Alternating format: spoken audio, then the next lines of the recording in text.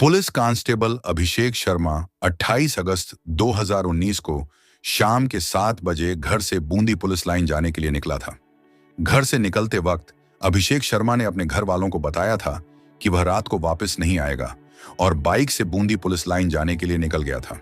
लेकिन 2 दिन बीत जाते हैं पर कांस्टेबल अभिषेक शर्मा घर वापस नहीं आता है और उसका मोबाइल भी लगातार स्विच ऑफ आ रहा था।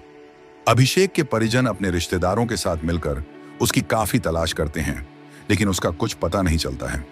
इसी दौरान पुलिस लाइन से अभिषेक के परिजनों को एक फोन आता है और फोन करने वाला व्यक्ति बताता है कि अभिषेक 2 दिन से ड्यूटी नहीं आया है। अभिषेक के 2 दिन से ड्यूटी ना पहुंचने की खबर सुनकर उसके घर वाले काफी चिंतित हो जाते हैं। दूसरी तरफ उसका मोबाइल भी स्विच ऑफ आ रहा था। इसके बाद अभिषेक शर्मा के घर वाले उसकी काफी छानबीन करते हैं, लेकिन 7 दिन बीत जाते हैं, किंतु अभिषेक का कहीं भी कुछ पता नहीं चलता है। आखिरकार थक हार कर 5 सितंबर 2019 को घर वाले अपने बेटे कांस्टेबल अभिषेक शर्मा की गुमशुदगी की रिपोर्ट बूंदी थाने कोतवाली में दर्ज करा देते हैं। रिपोर्ट दर्ज हो जाने के बाद डिपार्टमेंट के एक साथी के इस तरह गायब हो जाने से पुलिस भी काफी परेशान हो जाती है। इसलिए पुलिस अपने साथी कांस्टेबल अभिषेक शर्मा को ढूंढने के लिए रात दिन एक कर देती है। जांच के दौरान पुलिस को पता चला कि उस रात अभिषेक पुलिस लाइन पहुंचा ही नहीं था। पुलिस की जांच में यह भी सामने आया कि अभिषेक का मोबाइल रात 12 बजे के बाद स्विच ऑफ हो गया था और फिर दोबारा ऑन नहीं हुआ है। जीपीएस ट्रैकिंग के जरिए पुलिस को यह भी पता चलता है कि 28 अगस्त 2019 की रात को अभिषेक शर्मा बाइक से बूंदी पुलिस लाइन जाने की वजह घर से करीब 136 किलोमीटर दूर सवाई माधोपुर जिले के बोली गांव में गया था और रात 12 बजे उसका मोबाइल स्विच ऑफ होने से पहले उसकी लास्ट लोकेशन इसी बोली गांव के पास स्थित एक पुराने और वीरान पड़े विजयगढ़ किले में थी। इतना पता चल जाने के बाद पुलिस यह जानने की कोशिश करती है कि आखिर अभिषेक शर्मा पुलिस लाइन जाने की वजह घर से इतनी दूर इस वीरान पड़े किले में क्या करने गया था। इसके बाद पुलिस अपनी जांच शुरू करती है और सबसे पहले अभिषेक के घर वालों से बातचीत करके यह पता लगाने की कोशिश करती है कि क्या अभिषेक का कोई जानने वाला या कोई रिश्तेदार सवाई माधोपुर में रहता है। इस पर अभिषेक के घर वाले पुलिस को बताते हैं कि अभिषेक की शादी सवाई माधोपुर में चरवाड़ा गांव की रहने वाली दिव्या के साथ हुई थी और यह गांव उस जगह के बहुत नजदीक था जहां पर अभिषेक के मोबाइल की लास्ट लोकेशन थी। अभिषेक की मां पुलिस को यह भी बताती है कि कुछ दिन पहले से दिव्या और अभिषेक में किसी बात को लेकर अनबन चल रही है, जिसके चलते दिव्या अपने घर रह रही है और उसने तलाक के लिए कोर्ट में अर्जी भी दे रखी है। अभिषेक की मां से गृह क्लेश की बात सुनकर पुलिस को लगा कि कहीं दिव्या के द्वारा अभिषेक के साथ कुछ अनहोनी तो नहीं कर दी गई है, जिसके चलते पुलिस दिव्या के घर चरवाड़ा जाकर उससे पूछताछ करके यह जानने की कोशिश करती है कि उसका अभिषेक के साथ किस बात को लेकर गृह क्लेश चल रहा है। पूछताछ के दौरान दिव्या पुलिस को बताती है कि लगभग 1 साल पहले उसकी फुफेरी बहन श्यामा उसके ससुराल आई थी और लगभग 20 दिन उसके घर रुकी थी। दिव्या पुलिस को बताती है कि इसी दौरान श्यामा अपने जीजा अभिषेक के करीब आ गई थी और अपने जीजा अभिषेक से प्यार करने लगी थी, जिसके चलते दोनों के बीच नाजायज रिश्ता भी बन गया था। दिव्या ने पुलिस को बताया कि एक दिन मैंने अपने पति अभिषेक और अपनी बहन श्यामा को आपत्तिजनक हालत में देख लिया था। इसी कारण दिव्या अपने पति अभिषेक शर्मा से इतनी ज्यादा नाराज हो गई थी कि वह अपने पति को छोड़कर चली गई थी। यानी दिव्या की जो बहन छुट्टियां मनाने के लिए उसके घर आई थी, वह उसके पति के साथ ही नाजायज रिश्ते में रह रही थी। दिव्या ने पुलिस को जो कुछ भी बताया था वह बिल्कुल सच था, क्योंकि इस बात की पुष्टि अभिषेक की मां ने भी कर दी थी। अभिषेक की पत्नी दिव्या के घर छोड़कर जाने की वजह जब पुलिस को मिल जाती है तो पुलिस श्यामा के बारे में जानकारियां निकालना शुरू करती है। तो पुलिस को पता चलता है कि श्यामा विजयगढ़ किले के पास ही बोली गांव की रहने वाली है और इसी गांव के पास विजयगढ़ किले में अभिषेक शर्मा के फोन की लास्ट लोकेशन मिली थी। इन सब बातों का खुलासा हो जाने के बाद पुलिस अपनी इन्वेस्टिगेशन आगे बढ़ाती है और इलेक्ट्रॉनिक एविडेंस जुटाना शुरू करती है। अभिषेक के घर वाले काफी परेशान थे और वे अपने बेटे की तलाश में रोजाना पुलिस थाने और एसपी ऑफिस के चक्कर काट रहे थे। चूंकि अभिषेक को गायब हुए लगभग 4 महीने हो गए थे, इसी दौरान पुलिस के पास 28 अगस्त 2019 की उस रात की अभिषेक की पत्नी दिव्या और उसकी साली श्यामा की कॉल डिटेल आ जाती है, जिस रात अभिषेक शर्मा अपने घर से पुलिस लाइन जाने के लिए कहकर निकला था। दोनों की कॉल डिटेल देखने के बाद पुलिस आश्चर्यचकित रह जाती है। दरअसल दिव्या और अभिषेक के बीच फोन पर कोई बातचीत नहीं हो रही थी, जबकि श्यामा के साथ अभिषेक की फोन पर रात और दिन में कई बार लंबी लंबी बातें होती थीं। 28 अगस्त की शाम को भी श्यामा और अभिषेक में काफी देर तक बात हुई थी। इससे पुलिस को एक बात तो समझ में आ गई थी कि जो बात दिव्या और अभिषेक की मां ने बताई थी, उस हिसाब से श्यामा और अभिषेक के बीच कुछ सीरियस चल रहा है। श्यामा की कॉल डिटेल को जब और ज्यादा खंगाला जाता है तो पुलिस को एक बहुत ही हैरान कर देने वाली जानकारी मिलती है। श्यामा अपने मोबाइल से अभिषेक से ही नहीं बल्कि एक और शख्स से काफी लंबी लंबी बातें करती थी और 28 अगस्त 2019 को भी श्यामा ने उस शख्स से काफी लंबी बात की थी। उस शख्स का नाम नवेद रंगरेज था। 28 अगस्त 2019 की रात को जिस जगह पर विजयगढ़ किले में अभिषेक शर्मा की लास्ट लोकेशन मिली थी, उस जगह पर 2 नंबर और एक्टिव थे, एक श्यामा का और दूसरा नावेद रंगरेज का। इसके बाद पुलिस नावेद रंगरेज की कुंडली खंगालना शुरू करती है।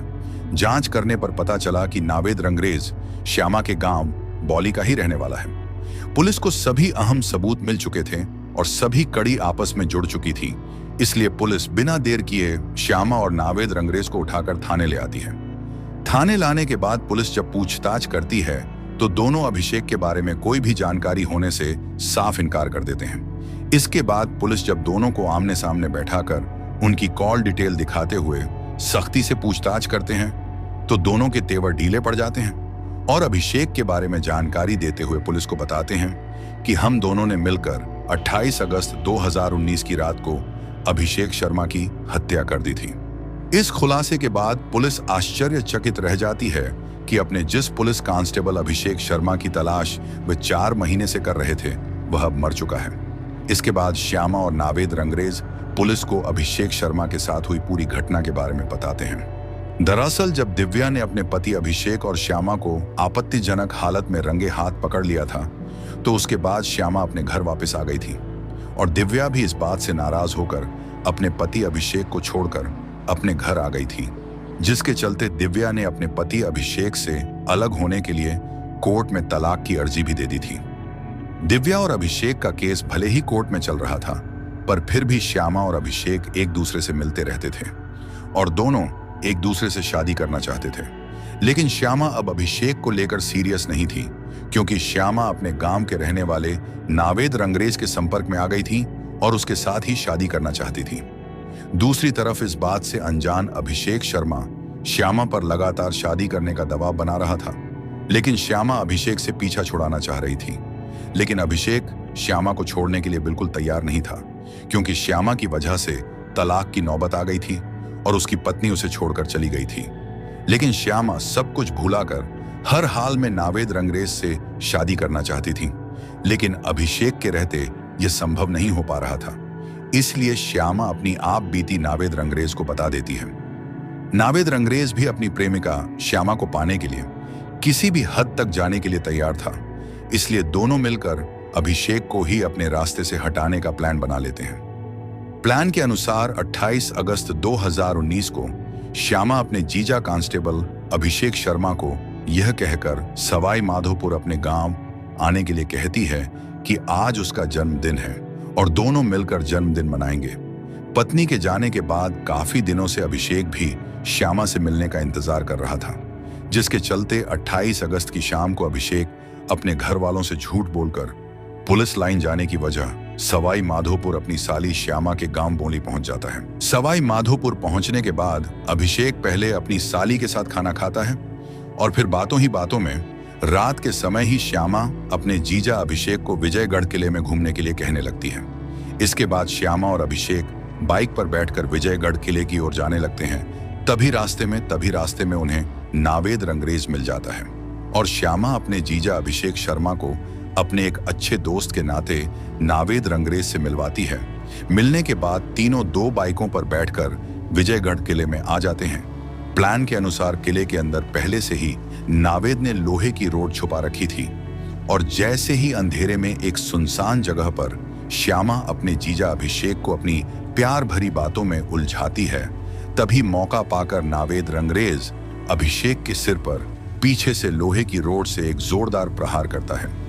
जब तक अभिषेक शर्मा कुछ समझ पाता, तब तक दोनों मिलकर उसके सिर पर एक के बाद एक कई बार कर देते हैं, जिसके चलते कुछ देर बाद ही अभिषेक शर्मा ढेर हो जाता है। जब दोनों को पूरी तरह से तसल्ली हो जाती है कि अभिषेक दम तोड़ चुका है, इसके बाद सबसे पहले उसका मोबाइल फोन स्विच ऑफ करते हैं और फिर अभिषेक के कपड़े उतारकर उन्हें जंगल में दूर पानी में फेंक देते हैं। इसके बाद किले के अंदर ही एक सुनसान जगह में दोनों मिलकर एक गड्ढा खोदते हैं और फिर अभिषेक की लाश को उस गड्ढे में दफन कर देते हैं। अभिषेक के शव को किले में दफन करने के बाद उसकी बाइक को कुछ दूर ले जाकर एक कुएं में फेंक देते हैं और फिर चुपचाप दोनों अपने अपने घर आ जाते हैं। पुलिस कांस्टेबल अभिषेक शर्मा के कत्ल की पूरी कहानी सुनने के बाद पुलिस श्यामा और नावेद रंगरेज को विजयगढ़ किले में लेकर आती है और दोनों की निशानदेही पर उस जगह की खुदाई की जाती है जिस जगह पर अभिषेक के शव को दफनाया गया था। चूंकि अभिषेक के मर्डर को हुए 4 महीने बीत गए थे, इसलिए जब उस जगह की खुदाई की गई तो पुलिस को केवल कंकाल ही मिल पाता है। इसके बाद कंकाल को लैब में भेजा जाता है। डीएनए जांच में यह प्रूफ हो जाता है कि किले से निकला मानव कंकाल कांस्टेबल अभिषेक शर्मा का ही है। इसके बाद पुलिस श्यामा और नावेद रंगरेज को गिरफ्तार करके जेल भेज देती है और उन पर केस चलाया जाता है। फिर 20 दिसंबर 2024 को पॉक्सो कोर्ट श्यामा को आजीवन कारावास की सजा सुनाते हुए 1,08,000 का जुर्माना भी लगाती है। इसके अलावा नावेद रंगरेज भी अभी जेल में बंद है और उस पर अभी कोई फैसला नहीं आया है। पुलिस पूछताछ में नावेद रंगरेज ने यह भी बताया था कि कांस्टेबल अभिषेक शर्मा ने कमांडो ट्रेनिंग ले रखी थी, जिसके चलते अभिषेक लंबा और मजबूत कद-काठी वाला था। सिपाही होने के नाते अभिषेक खंडहर में काफी सतर्क था और संदेह में बार बार इधर उधर देख रहा था, जिसके चलते हाथ में सरिया होने के बावजूद भी नावेद काफी घबरा रहा था और उसे इस बात का डर सता रहा था कि अगर उसका बार खाली गया तो वह दोनों के बस में नहीं आ पाएगा।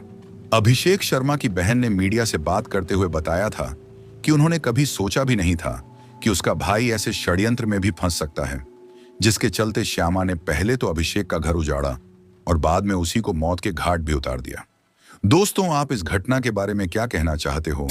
कमेंट बॉक्स में अपनी राय दे सकते हो और वीडियो को लाइक और शेयर करते हुए चैनल को सब्सक्राइब जरूर करें। तो मिलते हैं फिर किसी और वीडियो के साथ, तक के लिए धन्यवाद।